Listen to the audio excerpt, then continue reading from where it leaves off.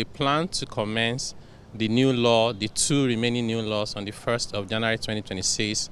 We go ahead as planned on schedule because these reforms are designed to provide relief to the Nigerian people. Bottom 98% of workers will see either no PAYE tax or lower taxes to be paid. Small businesses, 97% of them will be exempted from corporate income tax, VAT, withholding tax, and large businesses will see a drop in the taxes that they pay. The whole idea being to try and promote economic growth, inclusivity, as well as shared prosperity for our people. So we're actually excited at the progress we're making, and we're looking forward to January 1st, 2026.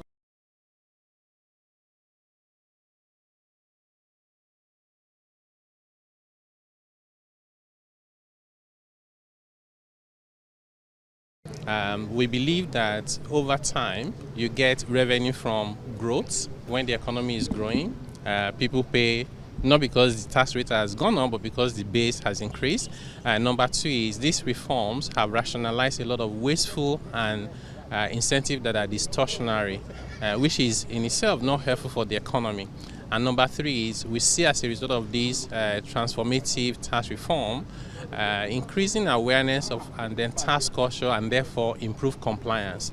So if people that were not paying before start paying, and they're not people who are low-income earners, not only do you get more revenue, you get fairness for society.